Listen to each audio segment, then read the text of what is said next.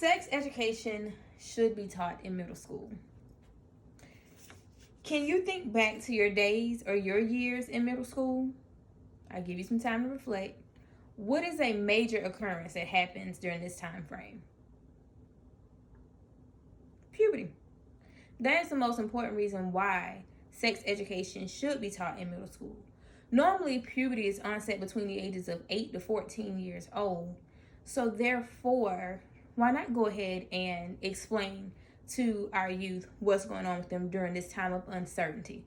Of course, with the hormones surging through their body and the physical changes that are taking place, we need to go ahead and meet them and equip them, because as we know, with the onset of puberty, that's when the body release or our sex hormones become active. That's the whole initial point of puberty.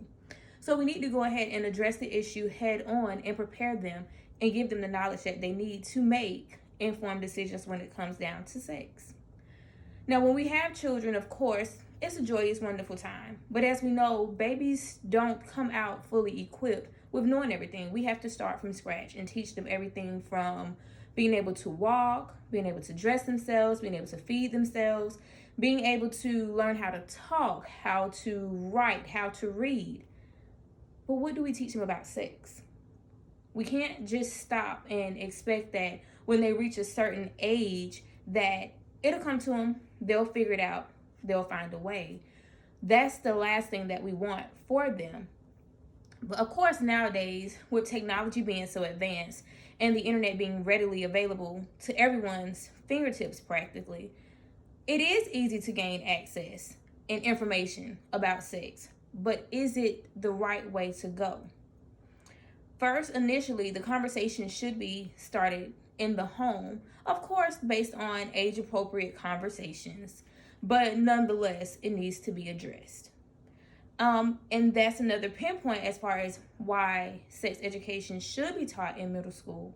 Because if parents and children do not have that relationship where they can communicate effectively, of course, because we know girls and mothers tend to fall out and hormones, and boys think that they are becoming more manly. So it's a lot of headbutting and rebellion that's going on. So they may not have that relationship to effectively communicate about sex, but it needs to be addressed.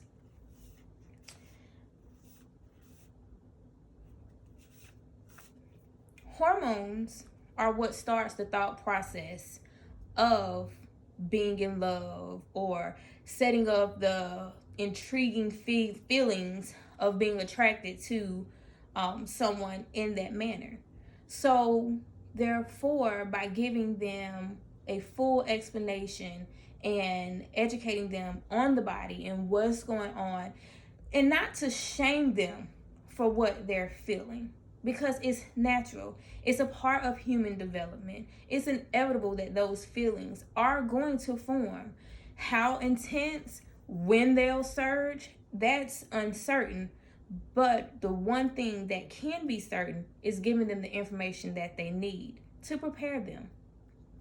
Like when we send them to school or even learning in school, it is to prepare them for adulthood in their life or college or the next phase, whatever the transition may lead to. Sex is a part of that transition. Of course, you would want to practice or teach them about abstinence, but even in a perfect world, that may not be logical, because with adolescents dealing with those feelings, if they don't have the proper information and tools to know how to analyze and address or properly convey or explain those feelings, that leads them to have to find answers by other means, which could be in the form of internet research or conversations with their peers, because they're trying to figure out what's going on. They're trying to fit in, and of course, they're probably hanging around somebody that has already become sexually active. According to the CDC website, if quality sex education is implemented and promoted in schools, it can more than likely delay the first sexual encounter.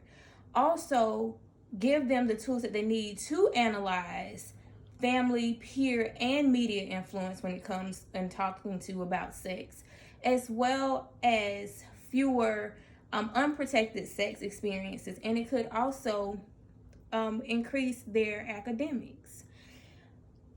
When it comes down to sexual activity, they are mostly influenced by their peers, and at this stage, they want to fit in. But if we are addressing the issue and talking to the adolescents or the children as a collective, then nobody will feel the need to be left out of that conversation, and they're all getting the same information that they need.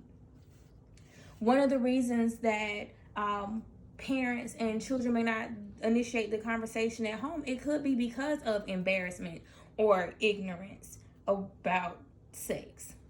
So they need the information at some point to prepare them for the next stage. So definitely sex should be taught in middle school because we are meeting them where they are in the terms of what they're dealing with physically with their changes and internally with their changes. Thank you.